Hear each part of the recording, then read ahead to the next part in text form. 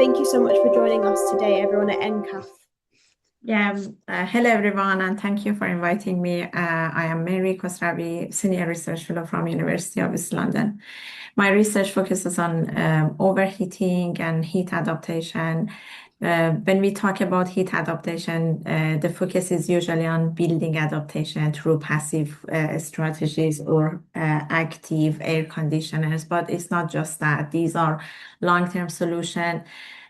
We also need to help people to understand that heat is a risk and what they need to do to adapt their behavior. So apart from building adaptation, we need to focus on behavior adaptation. This is where my research focuses on. So my research explore how people experience heat, how they respond to heat, and how we can improve risk communication to help people to protect themselves from heat.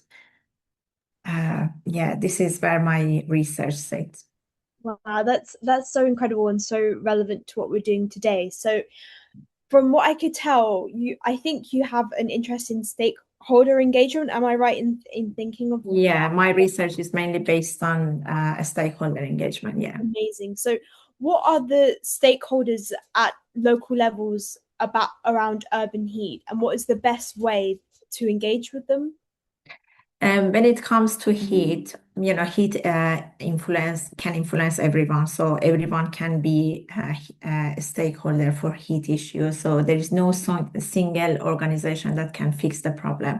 At local level, stakeholders can be local authority, NHS, housing providers, emergency services, community organization, faith group, and of course, the main stakeholders are public and residents. And I ran a policy roundtable last month in June.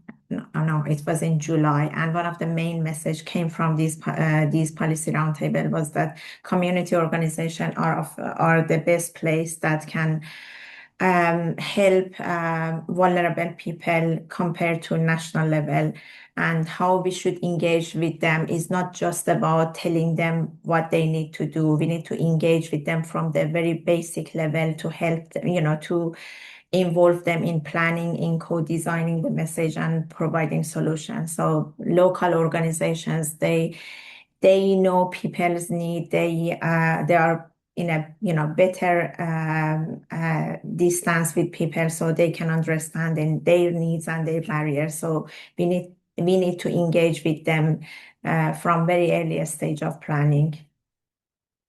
Amazing. So, sort of building off what you've just said, how are the what are the different ways that, these kind of community sort of support networks, us as individuals, and also the wider government systems can respond to extreme climates in different ways?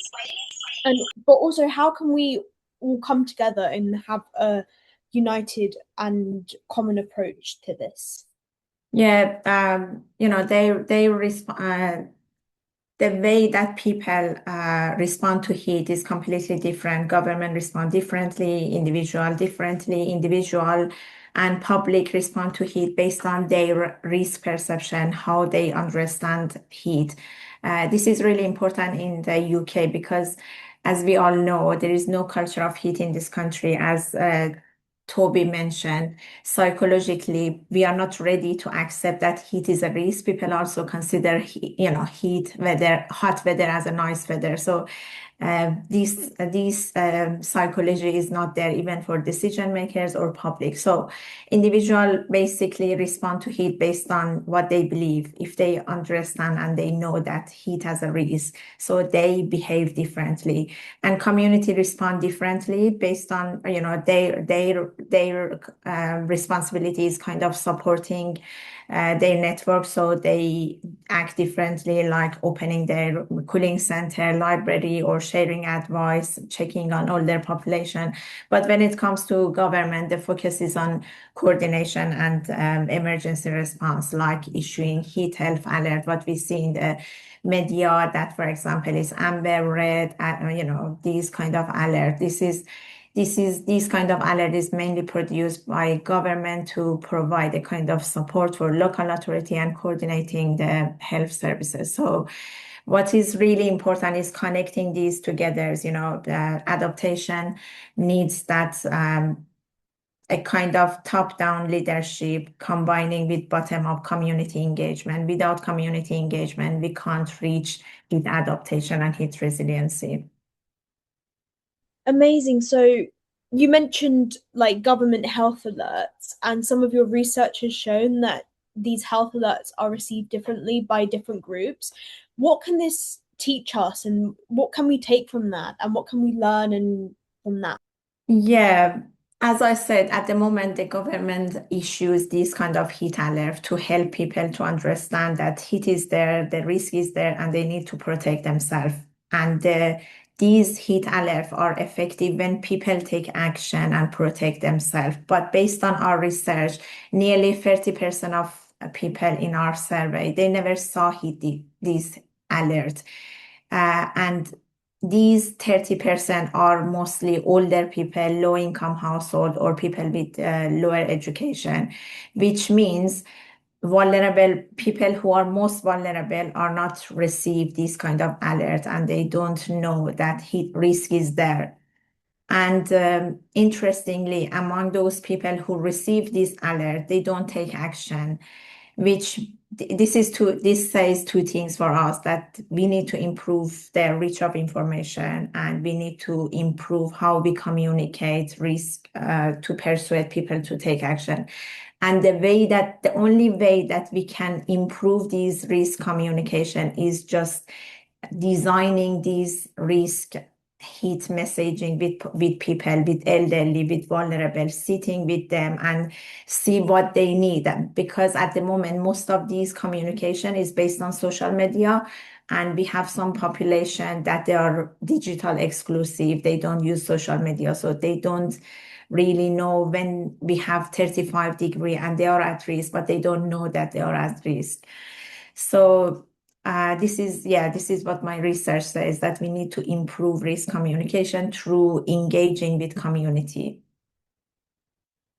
Amazing. So going off of that, when we kind of work in collaboration with community resilience forums, that's often done in a way that is very kind of like top down, some not all the time, but most of the Yeah, time most of the it's time. top Yeah, down. yeah, And how important is it is that when we create these conversations, is it that it's done at a sort of micro level that sort of yeah, addresses the communities, especially the vulnerable people that you mentioned at the yeah. heart of that, and it's done at a sort of case by case, sort of place based sort of situation, and how Yeah, can we I sort of think I responded to this question. It is very important to have this kind of community collaboration. As I said, this message that heat is there, risk is there, is not reached to all the population. 30% don't see this kind of alert, and most of these people are vulnerable. So it is really important that, this 30% gap can only be covered through engaging and collaborating with communities. So to cover this and to protect vulnerable, we need to collaborate, at community and bring this, to have a kind of, apart from just focusing on top-down leadership and planning, we need to engage with community from bottom up.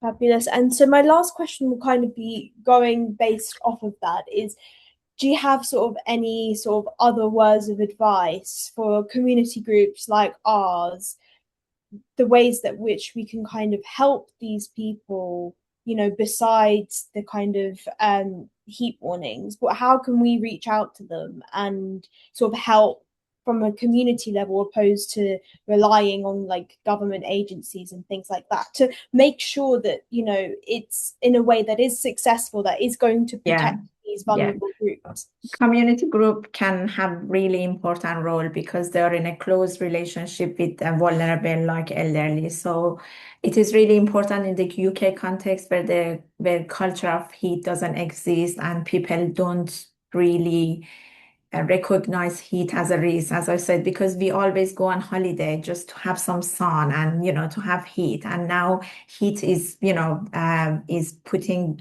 some people in danger. So it's really important to raise awareness through community centers and community organization to help people understand that heat is there and it's a serious risk, and provide them some practical advice. There are some practical advice that can reduce heat gain, just with, as mentioned by participants, using some shutters, curtaining, external shading is extremely important and can reduce indoor heat even to 5 degree, which means it can decrease the energy and the cooling demand to nearly 40%, 50%. So providing this kind of practical information is really helpful, and community organization can have important role, and involving community in designing heat messages.